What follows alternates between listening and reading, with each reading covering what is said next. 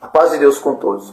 A Congregação Cristã no Brasil é uma igreja sem fins lucrativos, é uma igreja apolítica, também é uma igreja que os pastores não têm remuneração salarial para pregar a palavra de Deus. Temos mais de 22 mil congregações construídas ao redor do Brasil e do mundo.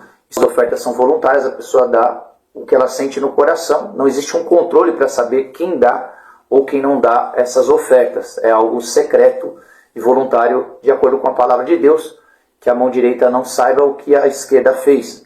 No final do século XIX, enquanto a Europa fervilhava em mudanças políticas e a América se industrializava, um homem simples, de origem italiana, começava uma caminhada silenciosa que influenciaria profundamente a fé cristã no Brasil.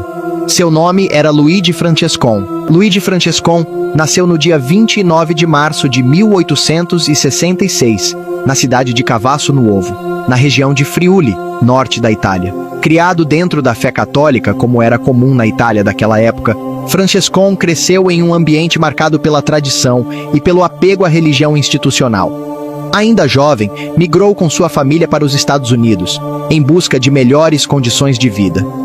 Foi em Chicago, já no fim do século XIX, que Francescon começou a se envolver com a Igreja Presbiteriana Italiana.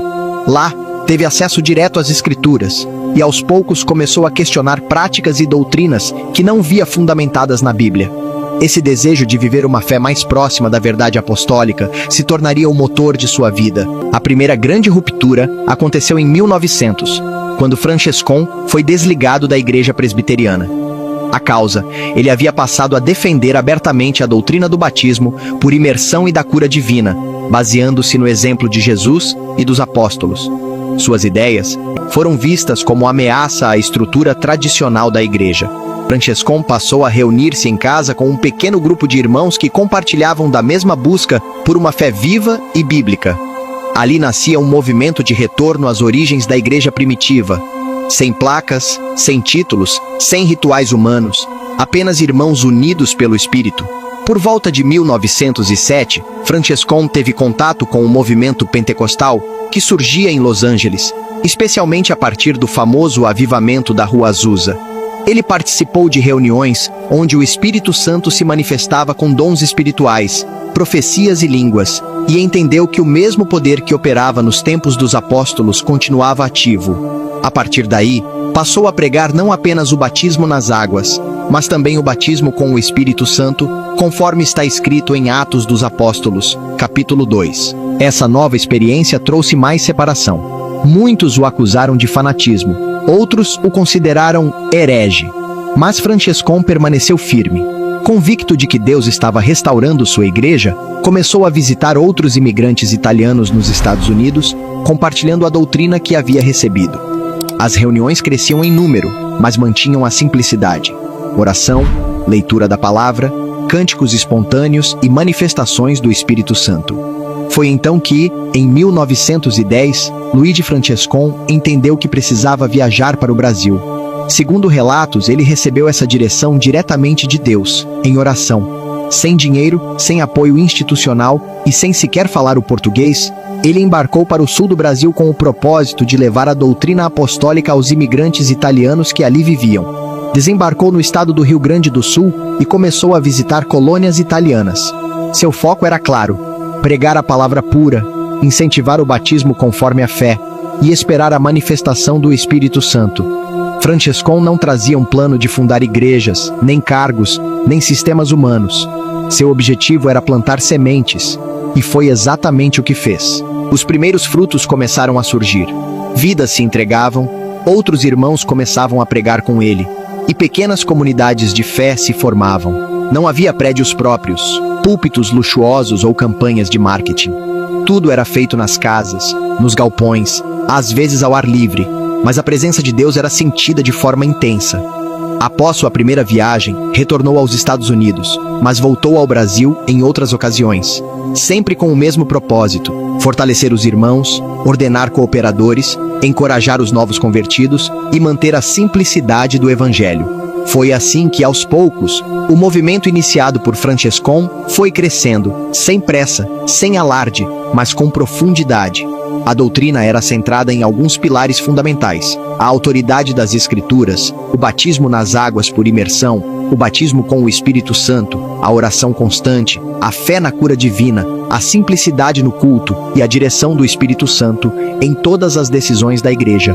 Nenhuma prática era adotada sem base bíblica, nenhuma doutrina era imposta sem confirmação espiritual.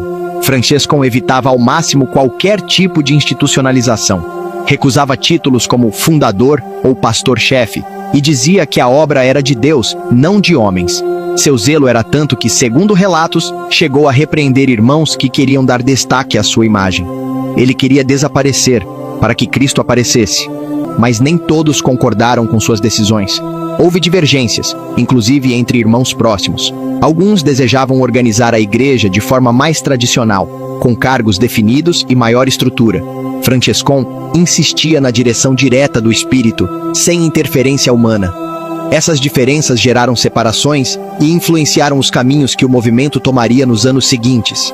Mesmo assim, a semente já estava plantada. E havia algo nesse início que chamava a atenção: a ausência de protagonismo humano. Nenhuma foto nos altares, nenhuma biografia oficial, nenhum nome na fachada. Apenas a frase, Congregação Cristã no Brasil. Entre 1913 e 1920, a mensagem da congregação já havia se espalhado em diversas regiões do país. Franchescon retornava ao Brasil sempre que podia, fortalecendo os grupos e orientando irmãos sobre como manter a obra fiel à doutrina original. Um dos aspectos mais marcantes desse período foi a escolha de irmãos que seriam usados como cooperadores, diáconos e posteriormente anciães, sempre por meio da oração e da busca pela confirmação espiritual. Franchescon fazia questão de frisar que ninguém deveria se auto-intitular líder. A liderança na congregação deveria ser reconhecida pelo corpo da igreja e confirmada pelo Espírito Santo, através de dons espirituais e sinais claros de humildade, sabedoria e temor a Deus. Esse padrão, raro em tempos de igrejas centralizadas em figuras carismáticas, firmava um modelo de governo eclesiástico que pretendia ser completamente guiado pelo alto.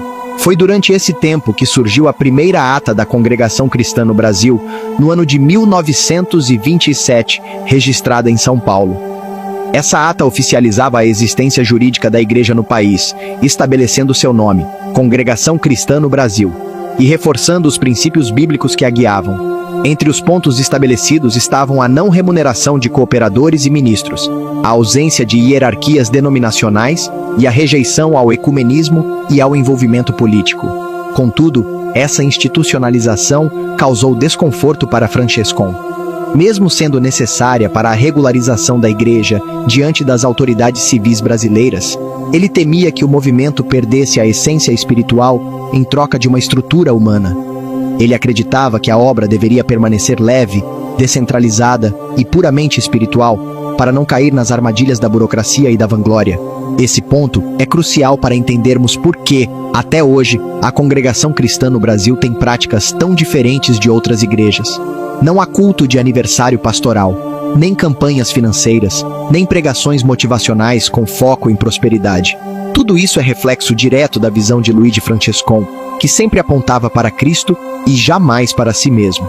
Ele também influenciou diretamente os ensinos da doutrina da modéstia, tanto na vestimenta quanto no comportamento dos fiéis.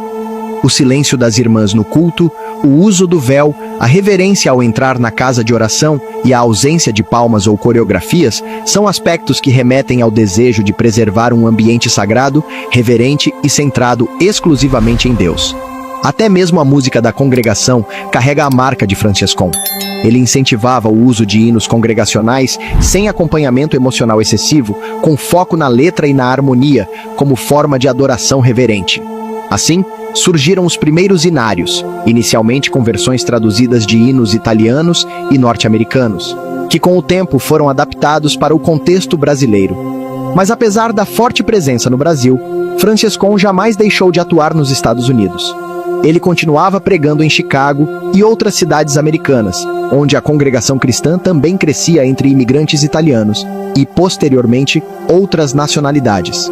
Sua missão era dupla: fortalecer a obra nos 2 continentes e manter a unidade da fé, mesmo que os contextos culturais fossem diferentes. Francescon nunca buscou reconhecimento público. Não há monumentos em sua homenagem erguidos por sua própria vontade. Ele não escreveu autobiografias, nem fundou escolas teológicas com seu nome. Seu foco era a Bíblia, a oração e a dependência total de Deus. Esse desapego ao ego humano tornou-se um dos grandes legados do seu ministério. Porém, mesmo com sua intenção de preservar a unidade, divisões começaram a surgir. Após sua morte, ocorrida em 1964, alguns grupos tomaram rumos distintos. Em certas regiões, a congregação foi se adaptando culturalmente, enquanto em outras manteve rigidez absoluta. Algumas decisões passaram a ser tomadas com mais peso administrativo do que espiritual, o que gerou críticas internas e externas. Ainda assim, é inegável que a obra que Francescon iniciou permanece viva. A congregação cristã no Brasil, com todas as suas particularidades, representa uma das maiores expressões do cristianismo não denominacional no país. Seu modelo de simplicidade, reverência, foco na Bíblia e na ação do Espírito Santo ainda atrai milhões de pessoas em busca de uma fé autêntica e desprovida de interesses humanos. Hoje, muitos sequer sabem quem foi Luigi Francescon. Ele não é cultuado como santo, nem lembrado com títulos pomposos. Mas a sua vida foi, e continua sendo, uma referência de obediência, humildade e coragem espiritual. Seu desejo não era fundar uma igreja, mas restaurar a comunhão dos primeiros cristãos, conforme os ensinos de Jesus e dos apóstolos. E é exatamente por isso que seu legado permanece firme. Não porque ele quis aparecer, mas porque ele soube desaparecer. Que a história de Luigi Francescon nos inspire a viver uma fé mais pura, mais simples e mais centrada em Cristo. Afinal, como ele mesmo dizia, a obra é do Senhor, e a ele pertence toda a glória. A cidade de Barretos conta hoje com o Hospital do Amor, o maior do país para o tratamento de câncer, fundado em 1960. Nesta época, muitos irmãos chegavam à cidade para fazer o tratamento e se hospedavam na casa de irmãos, outros espalhados pela cidade, passando por dificuldades. Diante disso, 2 de nossas irmãs se dispuseram a alugar uma casa para abrigá-los e, com a autorização de uma reunião regional ministerial, deu-se início ao acolhimento de nossos irmãos enfermos. Com o passar do tempo, o número de doentes foi aumentando, sendo necessário alugar outra casa e, posteriormente, um pequeno hotel, passando assim a 13 imóveis alugados para acolhimento de nossos irmãos. Mas a cada dia, o número de doentes aumentava mais. Com isso, o Ministério percebeu a necessidade de um espaço único e maior para abrigar a todos. Em 2009, foi inaugurado o anexo da Congregação Cristã no Brasil, a primeira casa de apoio do Estado de São Paulo para acomodar a Irmandade em tratamento do câncer. Em 2019, foi necessário iniciar uma reforma com adequações e ampliações. Hoje, são 2.500 metros quadrados de área construída em um espaço de 3.500 metros quadrados. Neste espaço, contamos com uma congregação para 200 irmãos com acesso direto dos apartamentos à igreja, área administrativa, recepção e sala de espera. 44 suítes equipadas com ar-condicionado e cama box e banheiros adaptados. Tudo isso para que nossos irmãos se sintam como se estivessem em suas casas. Algumas dessas unidades possuem camas hospitalares, além de setor para transplantados. Em cada bloco é disponibilizado bebedouro de água e geladeira para uso coletivo.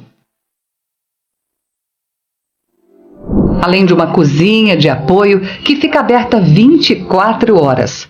Lavanderia industrial. Cozinha industrial equipada com moderna tecnologia em confecção de alimentos, com acompanhamento de nutricionistas, onde são servidas 5 refeições diárias e, em média, de 9.000 refeições por mês. A despensa de alimentos é composta por 3 câmaras frias, área de desossa e de preparo de legumes.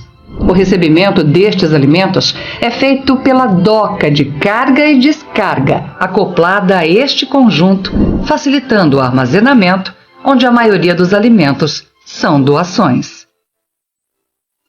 Possui também um amplo refeitório, almoxarifado geral, almoxarifado de itens hospitalares e almoxarifado do artesanato, ao lado do espaço, onde irmãs voluntárias ensinam os hóspedes e acompanhantes a confeccionarem diversos itens. E tudo o que é feito pode ser levado para suas casas.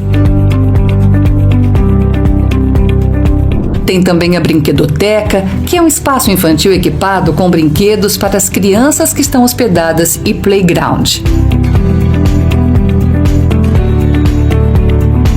Área de descanso e lazer, com lago de peixes e jardins. A casa conta ainda com uma ambulância, um veículo adaptado para cadeirantes e um veículo para o transporte de pacientes até o hospital. Tudo isso Deus preparou para o melhor conforto dos nossos irmãos enfermos. A administração é feita por um grupo de diáconos, 13 funcionários fixos e aproximadamente 80 voluntários, os quais desempenham um trabalho humanizado, com muito amor e carinho. O apoio oferecido vai muito além de um lugar para se hospedar, pois os irmãos de todo o país têm em Deus e na Casa de Apoio um porto seguro, não apenas físico, mas espiritual. Trata-se de um lugar de fé, onde a matéria-prima é a caridade, o amor da nossa irmandade e dos que ali trabalham.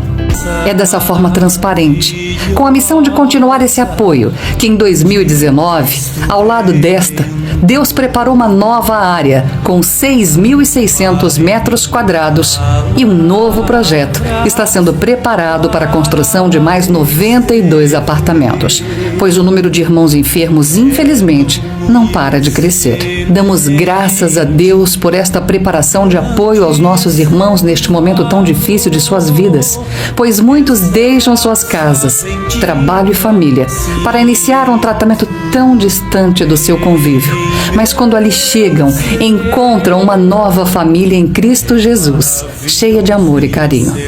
De outro lado, a todos aqueles que colaboram com o desenvolvimento desse atendimento, resta a honra de terem sido lembrados por Deus como instrumento de sua bendita obra.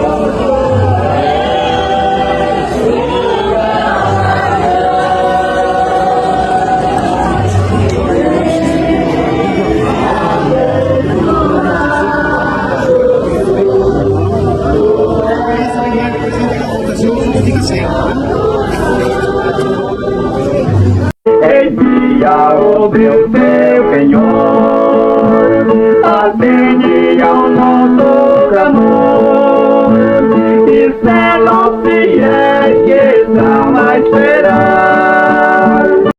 Aqui é o setor da costura de Itapetininga. Amém. Amém. Aqui é a irmã, setor da lavanderia. Aqui é o setor da cozinha, as irmãs fazendo o nosso. Aqui, ó, as irmãs na bênção de Deus preparando o almoço. Irmãs, aqui o setor de noivas. Aqui, irmãs, o setor da triagem. Paz Deus. Aqui é o setor da embalagem, paz Deus com todas. Aqui também, essa também é o setor aqui da embalagem.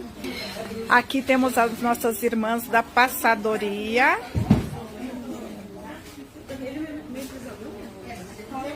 Aqui, irmãs, o setor de... As irmãs, faz Deus. O que é aqui, irmã? É a loja de seminovos.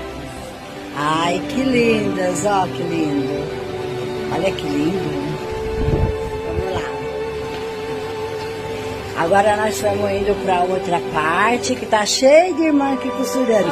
Faz Deus. Olha que lindas. Olha que lindas. Todas costurando. Esse vídeo vai para Guaianazes, viu, irmã? São Paulo, tá? Para as irmãs de lá, ver as irmãs. Ai, que lindas. É muito lindo o povo de Deus, né? Fala a verdade. Olha lá, tudo trabalhando com doação. Esse é o diácono. Como que é o nome do irmão? Irmão Marcos, diácono aqui da Central de Porto Feliz. E eu que pensava que iria conhecer apenas uma salinha de costura dos voluntários da CCB de Gopolva, em Guarulhos. E me deparei, na verdade, com uma confecção completa, funcionando a todo vapor. Chegamos logo cedo, às 8 da manhã, e fomos recebidos de um jeito especial, todos juntos em oração. Em seguida, fomos conduzidos ao refeitório, onde os irmãos voluntários haviam preparado um café da manhã maravilhoso. De lá começou o nosso tour. Descobri que tudo começa com o talento das irmãs estilistas que criam modelos exclusivos. Existe ficha técnica detalhada para cada segmento: jovens, adultos, senhoras e infantil. Até estampas exclusivas para as crianças são desenvolvidas. Depois da peça piloto testada e aprovada, é na sala do corte que a produção começa. Os cortes são separados por modelo e encaminhado à costura. Naquele dia, a produção infantil estava em ritmo acelerado.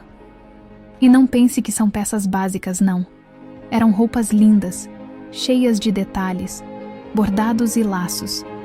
E esse casaco vermelho com pompom? Impossível não se encantar. É muito amor costurado em cada pedacinho de tecido. Eu sei, você não sabia desse projeto, né? Eu também não. Porque o objetivo aqui é seguir o ensinamento bíblico de ajudar sem buscar aplausos, lembrando que a recompensa verdadeira vem do Senhor. Depois da produção, cada peça passa por um processo impecável. É passada, etiquetada por tamanho e encaminhada ao estoque. Ali, os pedidos são separados de acordo com as necessidades de doações que chegam. E os kits de bebê? Um encanto. Cada mamãe recebe um kit maternidade completo, com bolsa bordada, além de roupas para o primeiro ano do bebê. Tudo feito com carinho, capricho e cuidado. O mais bonito é a organização. Até as doações são distribuídas de forma que os membros de uma mesma igreja não recebam modelos iguais. É amor em cada detalhe. E não é só em Gopolva, não. Só em Guarulhos já são 8 localidades como essa, e várias cidades do Brasil também participam desse projeto tão especial. Passamos também pela separação das doações de roupas usadas, que passam por uma triagem, são lavadas, passadas e embaladas antes de armazenadas no estoque. Nenhuma doação é liberada sem este cuidado. E você sabia disso? Conhecia esse projeto? Encaminha para alguém que ainda não conhece. Então esse é o resumo da história da congregação que está no Brasil.